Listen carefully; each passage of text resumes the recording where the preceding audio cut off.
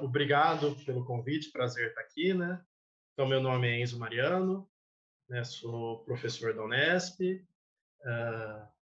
na área de engenharia de produção, né? Coordenador dos programas de mestrado e doutorado. E eu vou falar um pouquinho, né, na data de hoje, um pouquinho sobre a construção de índices de sustentabilidade.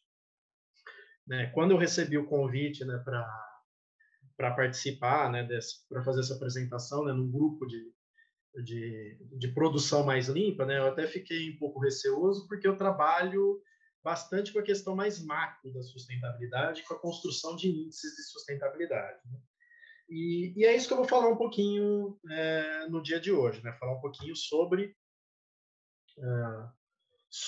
esse panorama mais macro, né, da construção de índices de sustentabilidade. Então, o título da palestra é Panorama sobre a construção de índices compostos de sustentabilidade.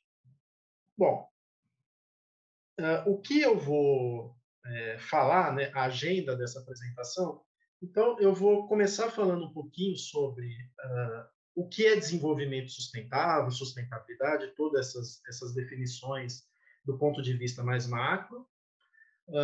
Vou falar um pouquinho sobre as perspectivas gerenciais e políticas do desenvolvimento sustentável, mas o meu foco vai estar principalmente nessas perspectivas políticas do desenvolvimento sustentável, que é para onde mais vão se direcionar os índices de sustentabilidade, né?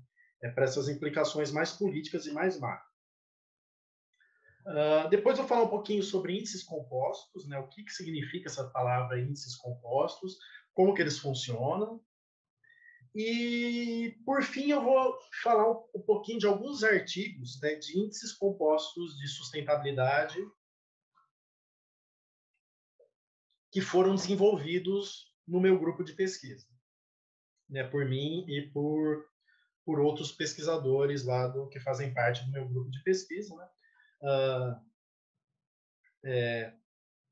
Aproveitando também, né, a apresentação, né, eu tenho um grupo de pesquisa, que é Grupo de Pesquisa em Sustentabilidade e Desenvolvimento Humano. Né? Hoje ele conta com vários alunos de mestrado, doutorado, pós-doutorado, né? Alguns deles estão aqui assistindo. E a gente trabalha um pouquinho com esses índices de sustentabilidade. Bom, vamos começar então com a primeira parte, né, da agenda dessa apresentação, que é a questão das definições, né, do que é o desenvolvimento sustentável. Bom, então, o desenvolvimento sustentável tem uma definição bastante conhecida, que é a definição lá do relatório Brundtland, que ela define desenvolvimento sustentável como a satisfação das necessidades das gerações presentes, sem comprometer a capacidade das futuras gerações em atender às suas. Então, basicamente, né, a partir dessa definição, a gente pode entender que o desenvolvimento sustentável vai continuar buscando o progresso econômico e o desenvolvimento humano, mas de modo que ele seja sustentável, ou seja, de modo que ele perdure, né, para as futuras gerações. Né? Então, um progresso econômico e humano sustentável ele tem a característica da sustentabilidade, ele pode se sustentar indefinidamente. E para ele se sustentar indefinidamente, a gente tem que incorporar a questão ambiental. Porque se houver uma degradação do ambiente, né, e um esgotamento dos recursos, né, naturais, a gente não vai conseguir que esse progresso econômico humano se sustente. Então, o desenvolvimento sustentável ele tem bastante semelhança com uma versão anterior de desenvolvimento, uma definição anterior de desenvolvimento, que é o conceito de desenvolvimento humano. O desenvolvimento humano, ele é aquele desenvolvimento que, além da questão econômica, ele vai buscar uma sociedade mais justa. E o que significa essa sociedade mais justa? Segundo a definição de um economista chamado Amartya Sen, né, que ele foi o criador da abordagem das capacidades, né, que é a teoria dele, que embasa essa questão do desenvolvimento humano. Para ele, uma sociedade mais justa é aquele que todos têm liberdade, ou seja, para ele, desenvolvimento é liberdade, até o título do livro mais famoso dele. E qual é a diferença, né, do desenvolvimento sustentável para essa noção de desenvolvimento humano? Em termos de objetivo geral, o objetivo é o mesmo, né? O objetivo é uma sociedade mais justa para todos, mas ele incorpora o desenvolvimento sustentável uma questão ética que não está presente no desenvolvimento humano. E essa questão ética é que eu tenho que garantir uma justiça inter e intrageração. Ou seja, eu tenho que garantir uma justiça dentro da geração, mas também para as futuras gerações. E eu também tenho que incluir, né, dentro dessa questão de justiça, os outros seres vivos. Né? A diversidade. Né? Então, a partir do momento que eu incorporo essas duas questões éticas no desenvolvimento humano, ele se torna o desenvolvimento sustentável. Então, ele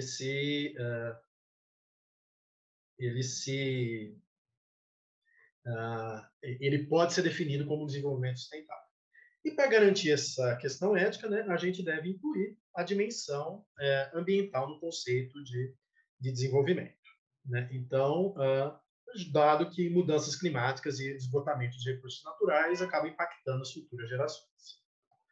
Então, derivada, né, dessa questão do desenvolvimento sustentável, né, que é garantir o progresso econômico sem impactar as futuras gerações, né, a gente tem o conceito de sustentabilidade, que é a característica de algo de perdurar, né, de se sustentar. Né? Então, o desenvolvimento sustentável ele tem essa característica da sustentabilidade, né? Em tese ele poderia se considerar indefinidamente. Né? Então, essa questão da sustentabilidade deriva do conceito de resiliência, né? Que é a capacidade que um sistema tem de voltar ao seu estado original, que é o conceito oriundo da física, e a ideia é que o desenvolvimento sustentável, né, que tem essa característica da sustentabilidade, ele não pode forçar a resiliência do planeta. E aí a gente tem a questão do triple bottom line, né, que é esse desenvolvimento sustentável se define que para ele realmente sustentar, ele tem que ser ancorado sobre um tripé. Esse tripé é o econômico, o humano e o ambiental. Apesar de existirem outros autores que incluem outros pilares, né, nessa questão da sustentabilidade, por exemplo, o pilar cultural, mas o que perdurou mesmo é o triplo, né, o 3. Esses 3, o econômico, humano e sustentável. Então, esse aqui é o pilar básico, né, da sustentabilidade, né, que é o pilar econômico, ou seja, garantir o crescimento da economia, garantir o crescimento do PIB. O pilar social, né, que é garantir o bem-estar e a justiça social. E aqui a principal teoria que verifica essa questão social é a teoria do Amartya Sen, né, que é você garantir a liberdade, você garantir que as pessoas tenham mais opções de escolha, e sejam mais livres. E, por fim, a gente tem o pilar ambiental, que implica em preservar o meio ambiente. Uma das coisas que mais se nota em relação à sustentabilidade do ponto de vista macro ou micro, né, é que muitas vezes esse pilar social acaba sendo esquecido. Né? Então, muitas vezes a gente vê artigos, né, pesquisas sobre sustentabilidade que vão prestar atenção principalmente no pilar ambiental e no econômico. Né? O social acaba ficando um pouco de lado. Então, esse é um desafio aí, né, para se ter mais teoria e mais indicadores e mais métodos para que se possa incluir essa questão social da sustentabilidade. E acho que esse é o principal objetivo do meu grupo de pesquisa, né, que é um grupo de sustentabilidade, mas também que é muito forte nessa questão do desenvolvimento humano. E só para fechar essa primeira parte, né, das definições de desenvolvimento sustentável, né, aquela definição que eu apresentei no primeiro slide, né, ela foi instituída em 1987 no relatório Brundtland, que ele foi desenvolvido, né, pela Comissão Mundial sobre Meio Ambiente e Desenvolvimento, né, que foi instituída em 1983, que foi presidida pela Gro Harlem Brundtland, que era a primeira-ministra da Noruega na época, E o título do relatório foi o Nosso Futuro Comum, né? E lá está a definição clássica do desenvolvimento sustentável, que tem aí mais de 30 anos, né? Que essa definição foi proposta, e a partir daí a gente teve vários avanços para questões derivadas, né, desse desenvolvimento sustentável. Né?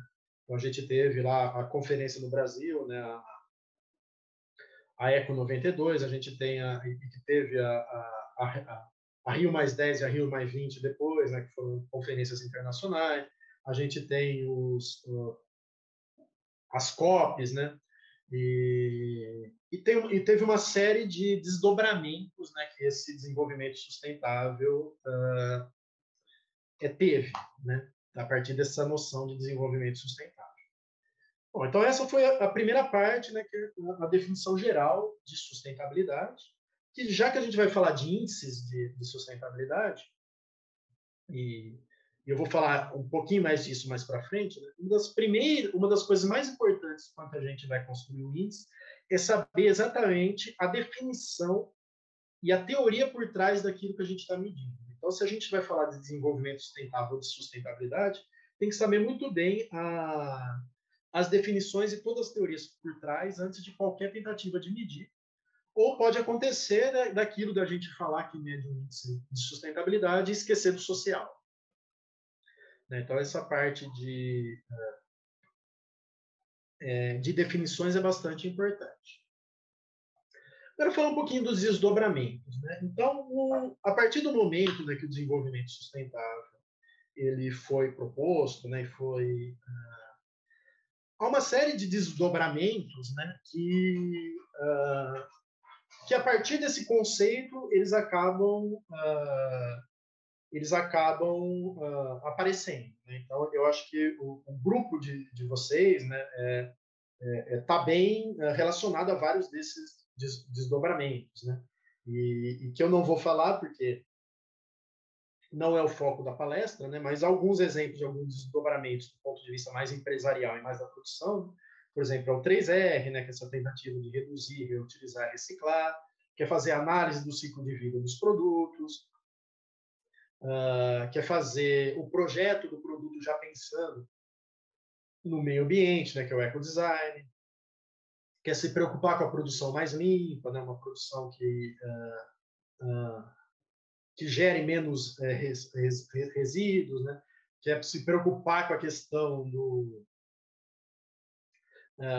da sustentabilidade em toda a cadeia de suprimentos, né, que é a gestão da cadeia de suprimentos verde. A gente tem as normas ISO e tem questões também que são derivadas do desenvolvimento sustentável, mas que são mais de cunho social. Né? Essas 6 primeiras aí são mais de cunho ambiental, né? Mas a gente tem o conceito de responsabilidade social corporativa, a gente tem o índice de sustentabilidade empresarial, né, que é um índice lá do Ibovespa, né, e tem vários índices de sustentabilidade em várias bolsas de valores no mundo, né, por exemplo, um exemplo aqui no Brasil é o ISE, né, e a gente tem os balanços sociais de empresas que as empresas publicam, né. Então, tudo isso são alguns desdobramentos, né, de cunho mais empresarial do desenvolvimento sustentável. O foco do meu grupo e dos índices que a gente está construindo são nesses desdobramentos mais políticos. Né? Então, são alguns conceitos e alguns desdobramentos de ponto de vista mais macro. Né? Então, um dos desdobramentos, né, que a gente pode dizer do desenvolvimento sustentável, que a gente vê mais do ponto de vista dos países, né, é essa questão da eficiência social. A eficiência social, inclusive, foi o tema da minha tese de doutorado, e até hoje é um tema que eu continuo pesquisando. Né? A eficiência social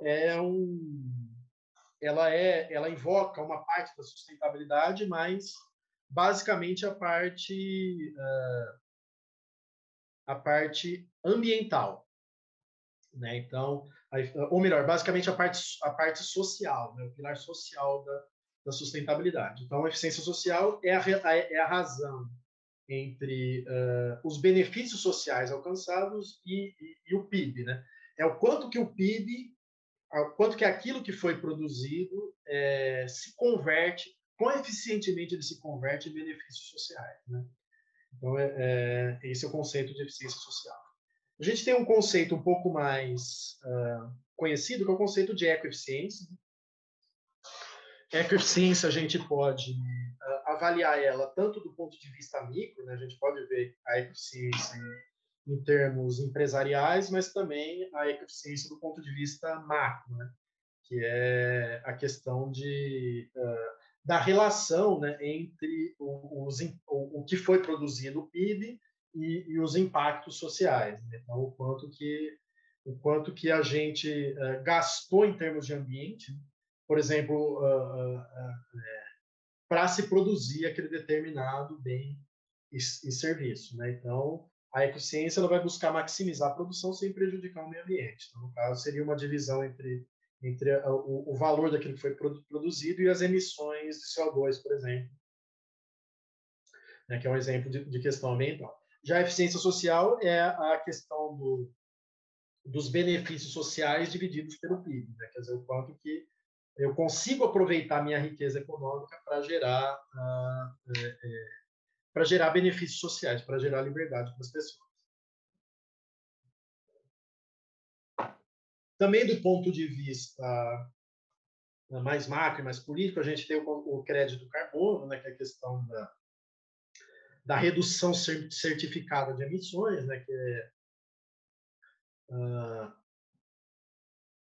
ele atua, que ele são créditos que podem ser negociados, né, relativos às emissões de CO2. Então, os países que não emitem CO2, eles ganham algum crédito que eles podem negociar com alguns outros países. Então, foi um desdobramento político, né, do desenvolvimento sustentável. A gente tem esse conceito, né, que é um conceito que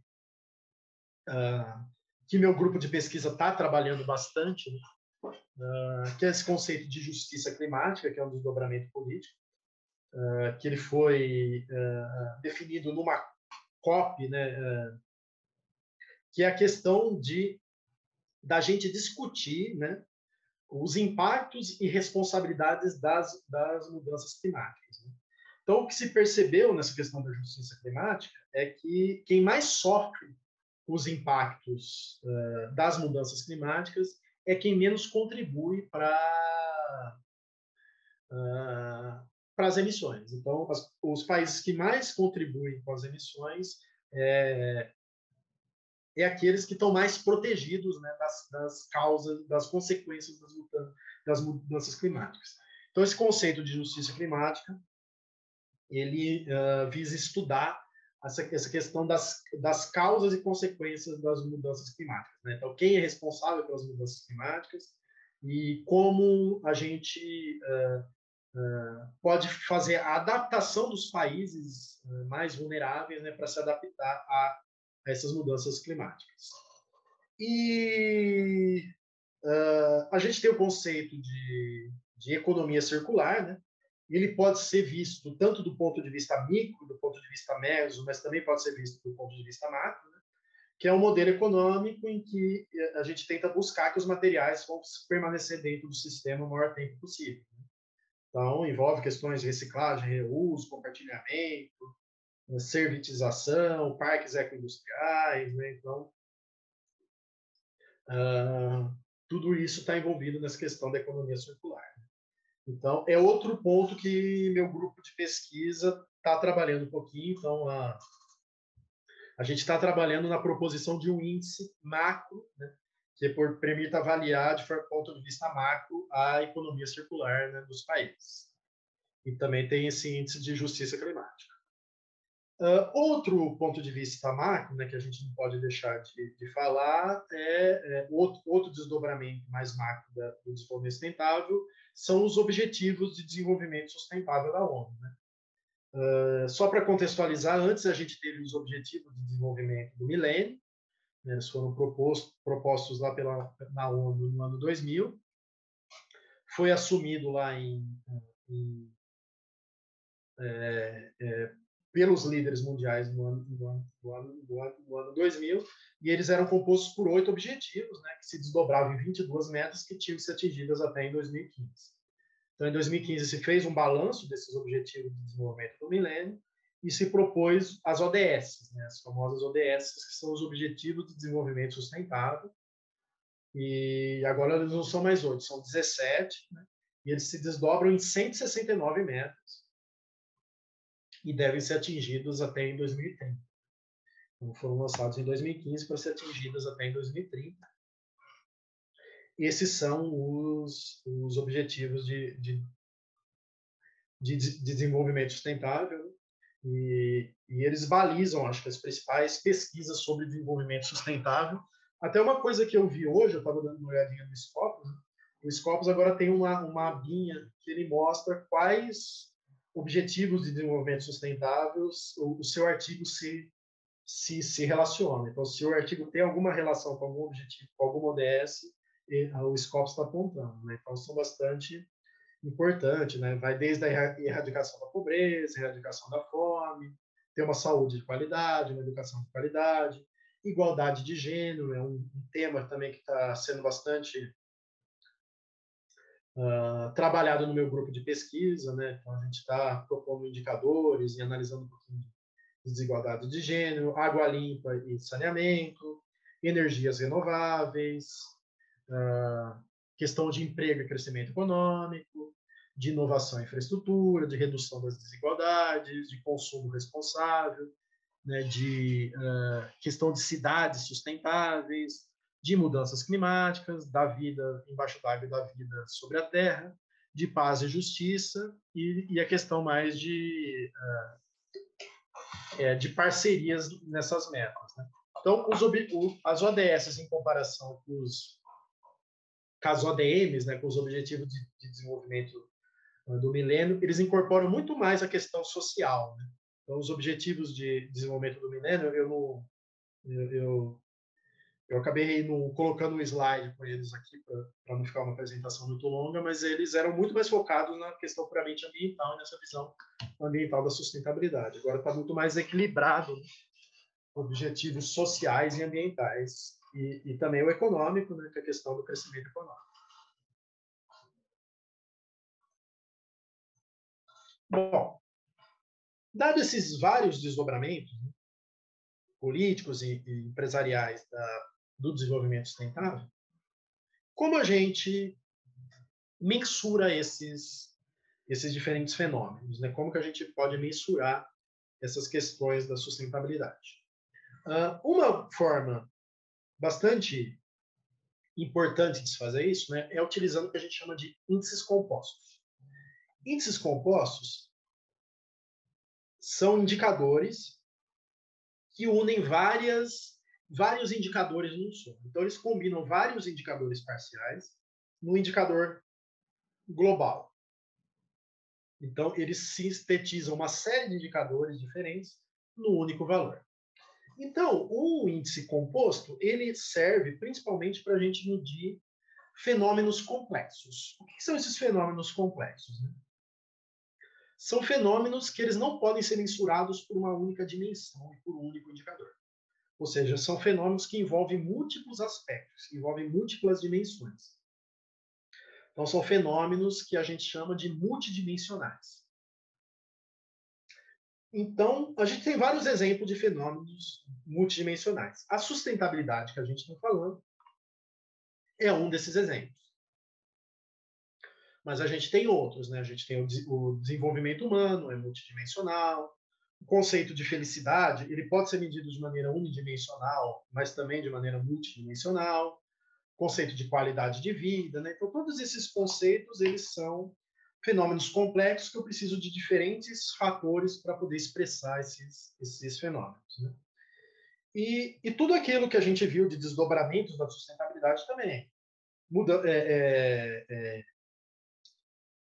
Ecoeficiência, eficiência social, economia circular, justiça climática, são todos fenômenos complexos, então a gente precisa de indicadores multidimensionais, indicadores compostos, para poder expressar. Mas esses indicadores compostos devem ser expressos com cuidado, a gente tem sempre que verificar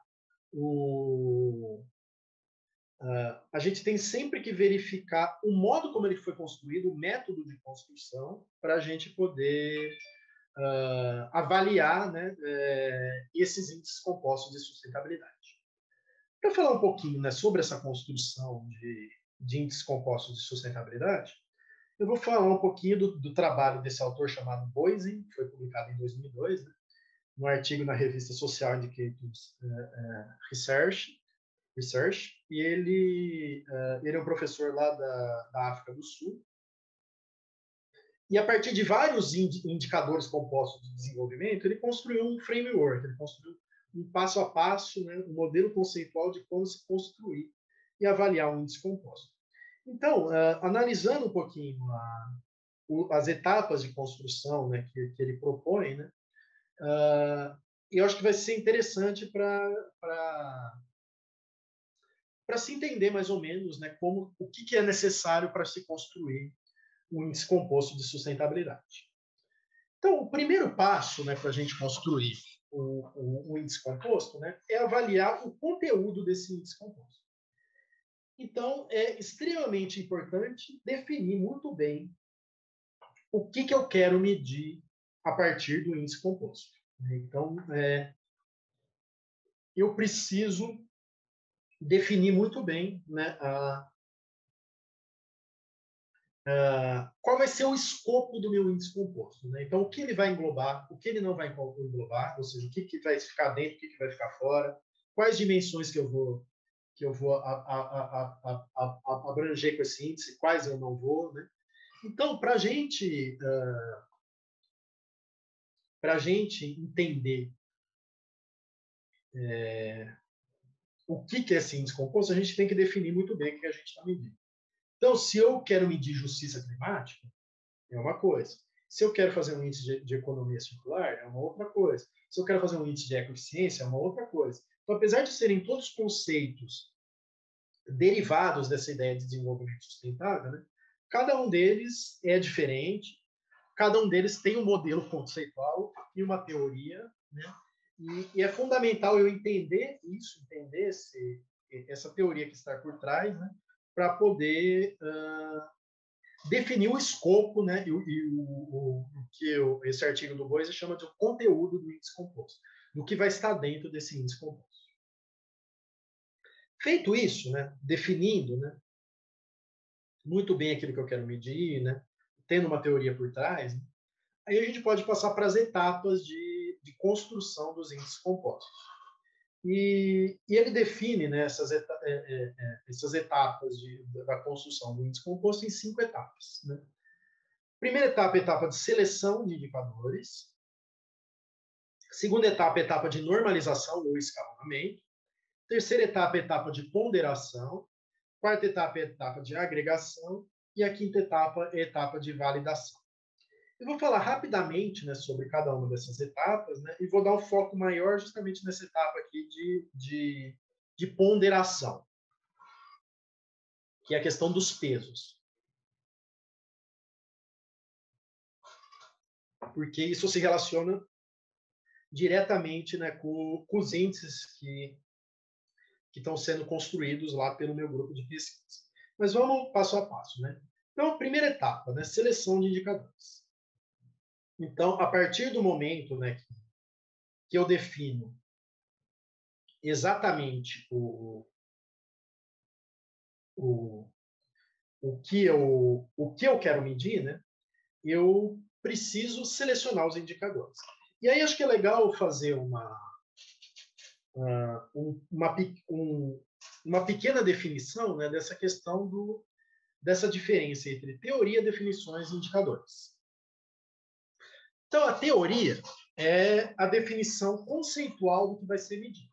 Então, por exemplo, sustentabilidade, né, ou desenvolvimento sustentável, qual é a definição dele? A definição é desenvolver as gerações, garantir o desenvolvimento econômico humano das gerações presentes, sem comprometer as capacidades das futuras gerações, né, atenderem às suas. Essa é a teoria, essa é a definição que vem da teoria, do modelo teórico.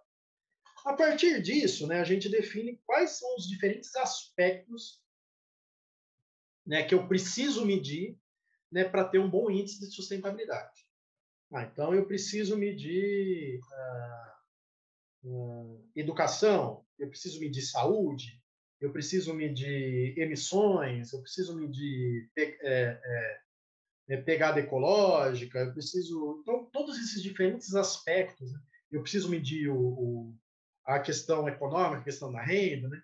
Então, os diferentes aspectos, né, que vão ser considerados no índice, que derivam da teoria, a gente define como dimensões. E, por fim, a gente chega nos indicadores.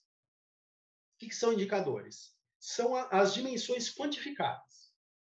E a gente pode ter vários indicadores por uma mesma dimensão. Então, por exemplo, a dimensão educação, né, eu posso medir a educação pela taxa de alfabetização, pela média de ano de escolarização, pelas taxas de matrícula.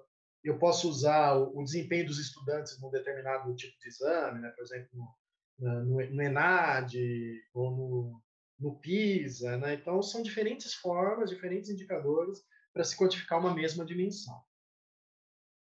Então, eu preciso selecionar quais indicadores vão estar no meu índice. Né? Então, definindo o conceito, né? O que eu vou medir, definindo as dimensões que vão abranger, eu tenho que definir os indicadores. E aí, o ideal é que os indicadores sejam universais e multiculturais, ou seja, que eles sejam... que eu posso pegar esses indicadores para o mundo todo, né? E que não sejam dependentes de questões culturais, né? Que eles não mudem, que eles façam sentido para todo tipo de cultura. E o ideal também é que eu pegue indicadores que tenham uma boa disponibilidade. Então, muitas vezes, né, nas pesquisas que a gente está fazendo, que os meus alunos estão fazendo, né, a gente acaba esbarrando na questão da disponibilidade. Então, muitas vezes a gente não seleciona um indicador ideal, né? A gente seleciona algumas vezes proxies, né? Que tem uma boa disponibilidade, que pode servir de um indicativo, de uma aproximação daquele indicador. Então, são algumas questões que eu tenho que considerar para selecionar esses indicadores. Eu também posso utilizar algumas técnicas, né,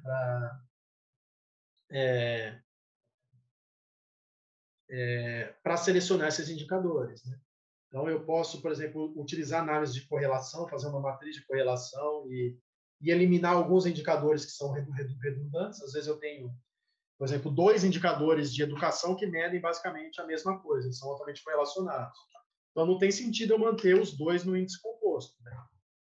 Eu posso eliminar um só. Eu posso eliminar um deles. Então, essas análises de correlação, né, me ajudam. Eu posso fazer regressões com outras variáveis, né, para ver quais se relacionam mais, a partir disso, eliminar algumas variáveis não significativas. Né? Então, são algumas maneiras de ajudar nessa seleção de indicadores a partir de técnicas de estatísticas. Né? Eu posso usar técnicas multivariadas também, por exemplo, posso usar o fatorial, posso usar o PCA, né, na análise de componentes principais, posso usar análise discriminante, né, para tentar reduzir a dimensionalidade, reduzir o número de indicadores. Então, eu posso construir novos indicadores a partir dos indicadores originais. Né? Então, as técnicas, esse tipo de técnica ajuda a fazer isso. Né? E é bastante importante, né? Quanto mais variáveis eu tenho no índice composto, mais problemas ele tem, né? Mais sujeito a problemas, né, de compensação, ele pode ter. Bom,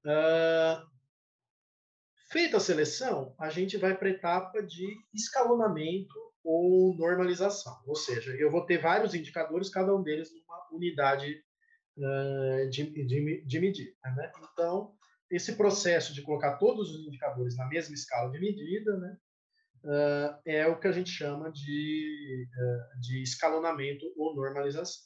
Então, tem várias formas de fazer isso. Né? Eu posso usar desde de uma normalização baseada em máximos e mínimos, né? Uma normalização linear, definindo quem vai ser o máximo, quem vai ser o mínimo. e normalizando todo mundo a partir disso. Eu posso usar a padronização estatística, a variável Z, né? Então,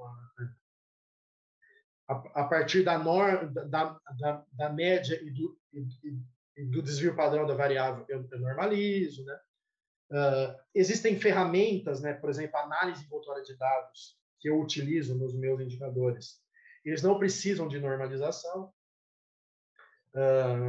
mas a gente tem diferentes métodos para se normalizar, e essa normalização vai acabar afetando a largura da escala, né?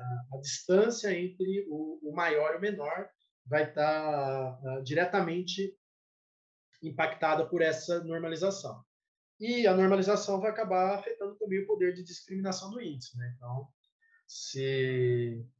dependendo do jeito que eu normalizo, eu coloco todo mundo lá próximo um do outro, né? E isso, a hora que eu construo um índice composto, vai acabar gerando um índice que tem baixo poder de discriminação. Aí a gente vem para a parte da ponderação, né? Que é o seguinte, os pesos que eu vou dar para cada indicador. Então, quando eu construo um índice composto, né, eu vou pegar vários indicadores e vou juntar todos num só. E aí esses indicadores podem ter diferentes graus de importância, diferentes pesos, né? Então, essa etapa de ponderação se refere aos pesos, né, que vão refletir a importância relativa de cada indicador. Então, os indicadores que eu estou agregando, eles têm os mesmos pesos, né, eles têm o mesmo grau de importância. E aí a gente tem 3 grupos de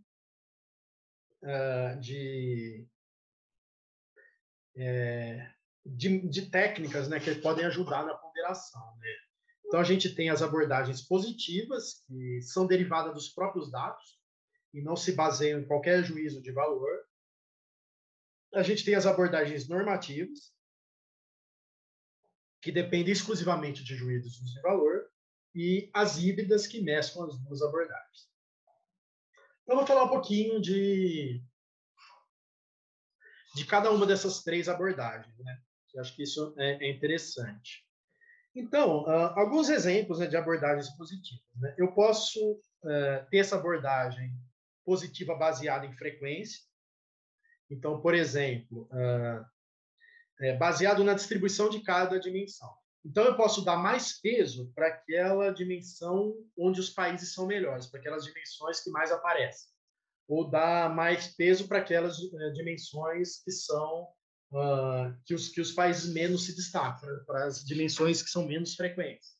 Né? Então, eu posso usar essa distribuição das dimensões, né, para ajudar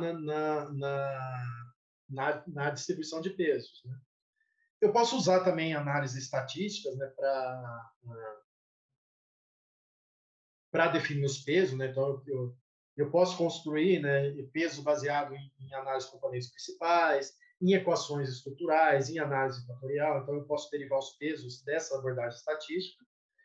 E eu particularmente, tenho usado bastante, né, é a minha principal ferramenta de pesquisa, esta técnica, que é uma abordagem positiva, né, para se construir indicadores, que é a análise envoltória de dados. E a ideia dela é o seguinte: primeiro, eu vou adotar um conjunto de pesos para cada unidade comparada.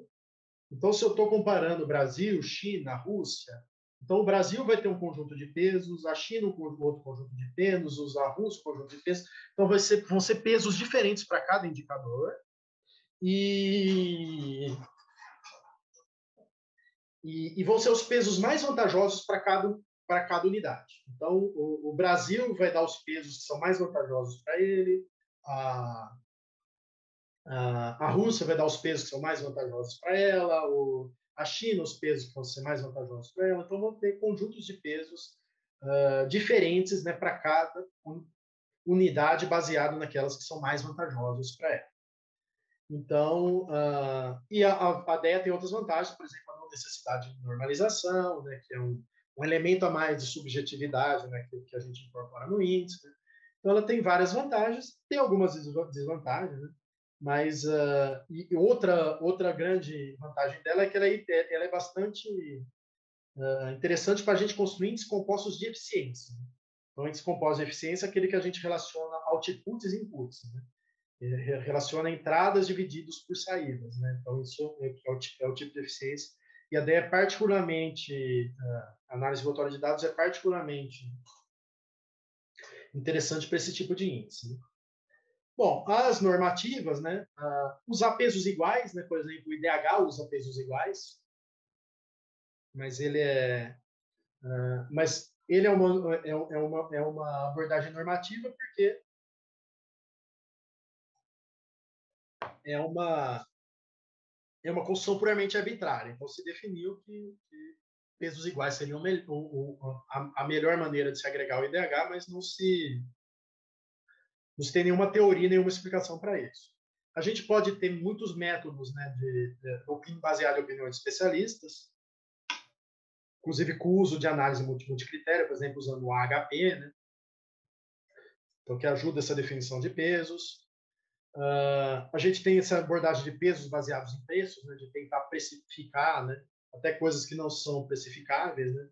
Então, o PIB mesmo, né, ele se baseia nos preços, né, para a gente agregar a produção econômica do país e poder juntar, né, no mesmo indicador um avião e uma coxinha. Não? Então, o que relaciona o grau de importância do avião e da coxinha? No caso do PIB, é o preço de mercado dele. Né? Então,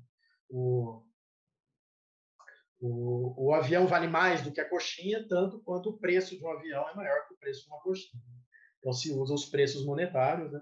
E essa abordagem baseada em preço, inclusive, em alguns casos, tenta precificar coisas que não são precificáveis em termos de mercado, mas é uma abordagem normativa para se definir pesos.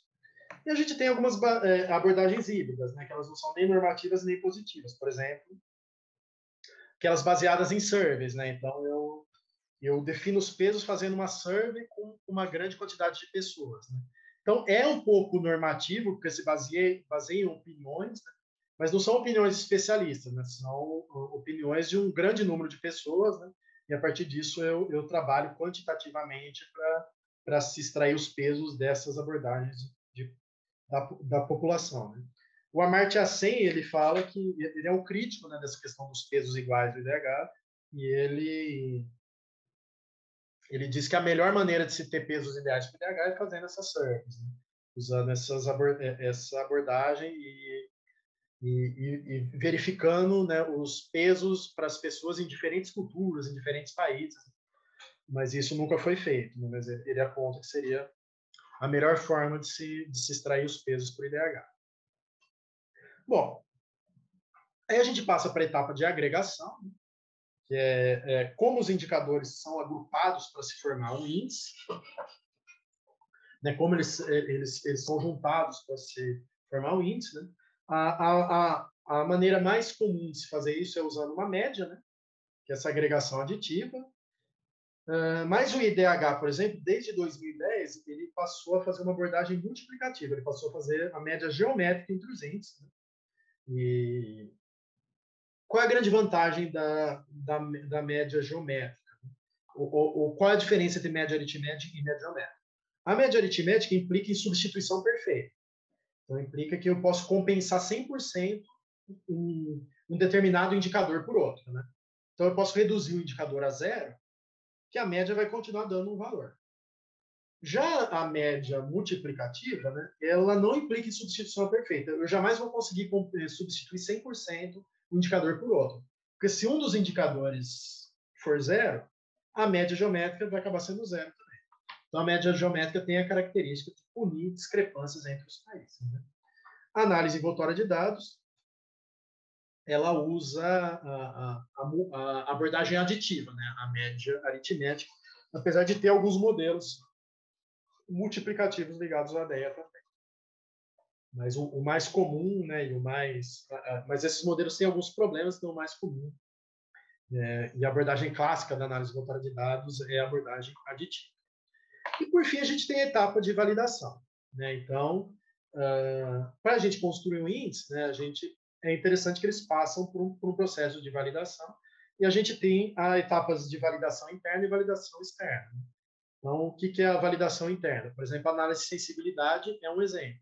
Então, eu retirar algum indicador do índice e ver o que acontece. Né?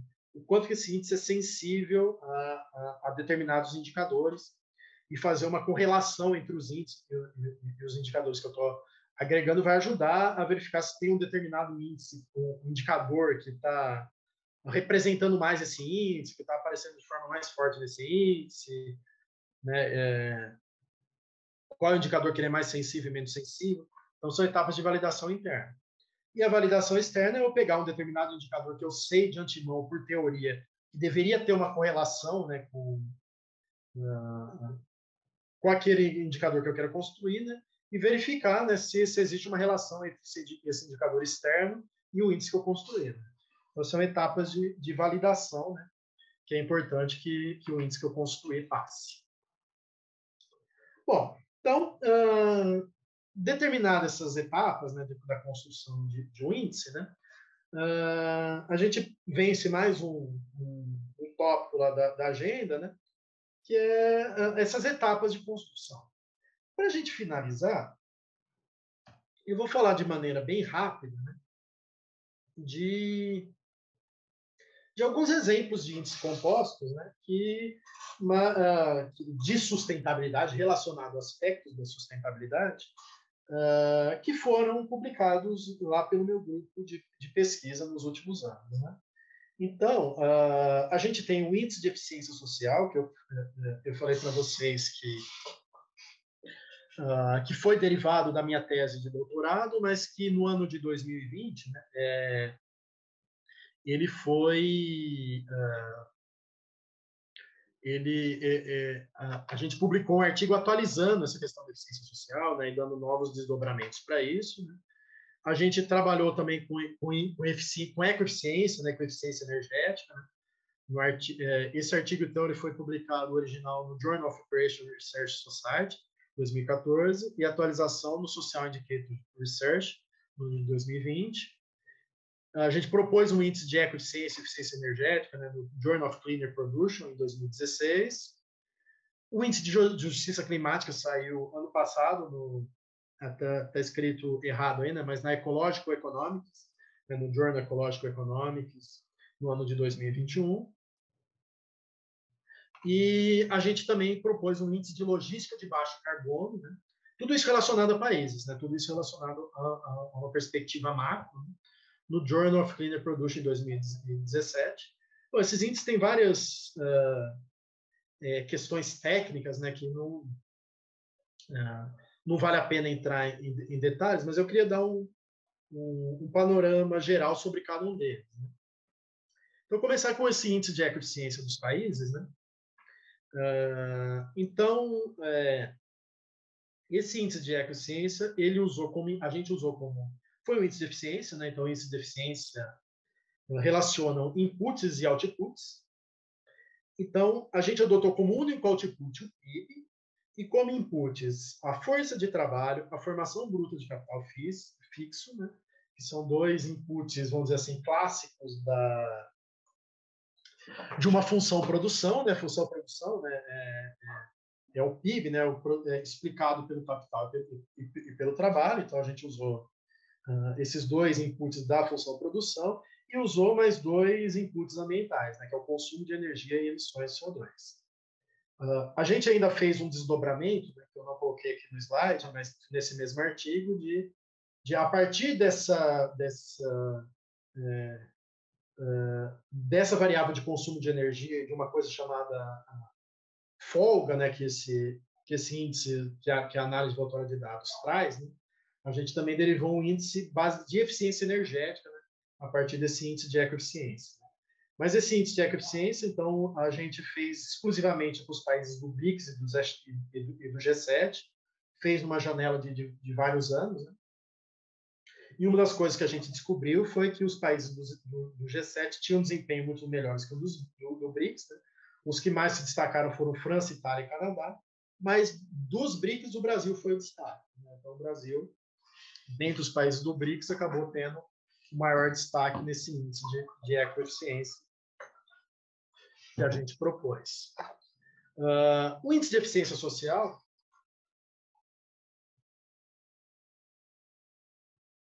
então, o que é o que é essa eficiência social? Né? A capacidade de um país de transformar sua riqueza produzida em qualidade de vida de forma eficiente. Né? Então, tem uma frase lá do Amartya Sen que ele fala que o crescimento econômico é uma condição necessária, mas não suficiente para se ter desenvolvimento humano. Ou seja, nem todo crescimento econômico se converte em benefícios sociais, se converte em qualidade de vida. Então, a ideia da eficiência social é essa, né? Então, é ver a riqueza produzida, o PIB, como um input e benefícios sociais, a qualidade de vida como output.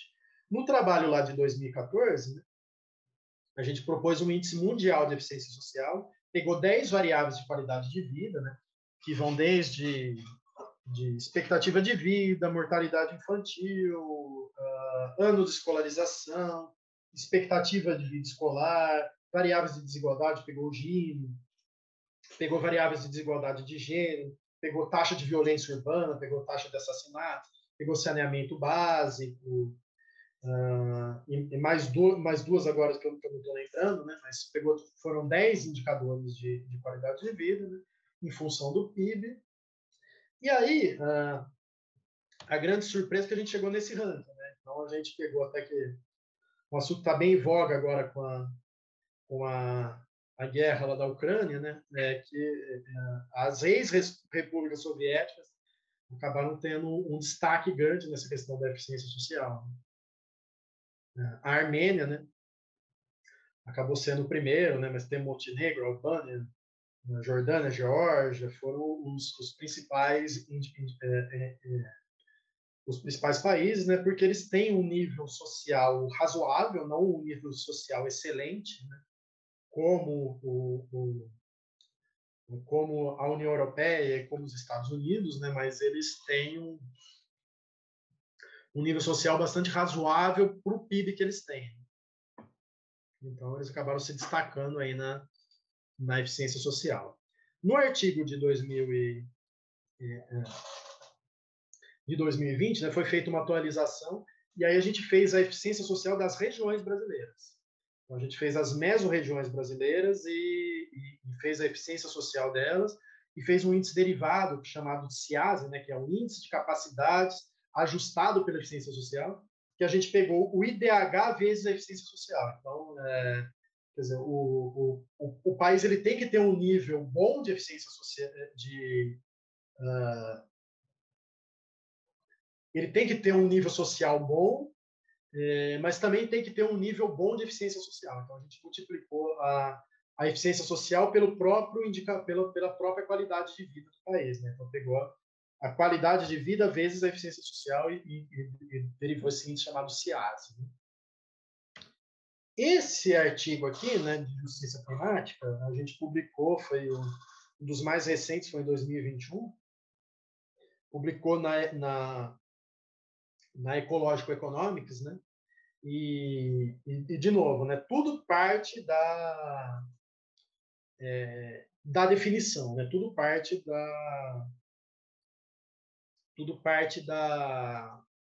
de como a gente entende o conceito. Né?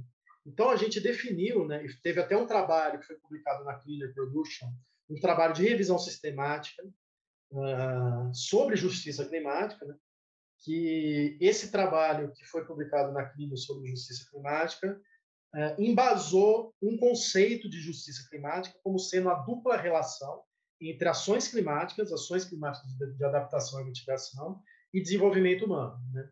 E o desenvolvimento humano medido por esses 5 tipos de liberdade, né, que vem do trabalho da Amartya Sen, que é liberdade política, liberdade econômica, oportunidades sociais, segurança protetora e garantia de transparência. Né?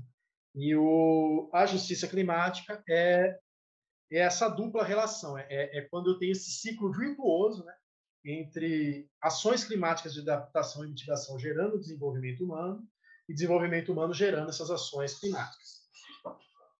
A partir dessa definição, a partir dessa teoria, a gente selecionou 25 indicadores no Banco Mundial, na OCDE, nas Nações Unidas, né, que representassem tudo isso, representassem essas ações de adaptação e mitigação e representassem essas 5 liberdades do desenvolvimento humano dos países.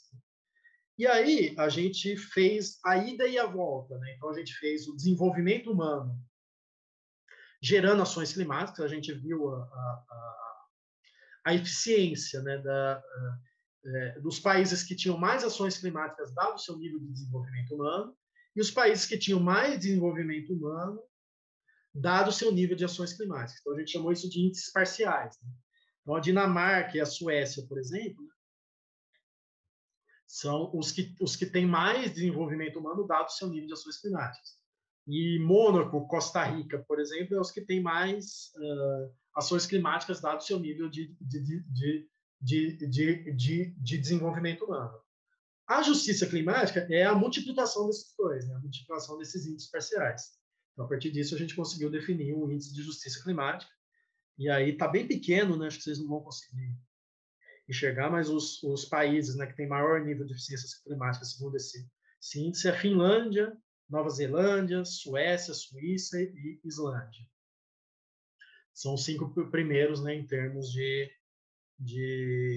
justiça climática. E aqui também estão os últimos. Né? Então, o pior em termos de justiça climática é Angola, depois vem Togo, Dominica, Camarões, Guiné-Bissau, são os piores em termos de justiça climática, que são principalmente os países da África subsaariana.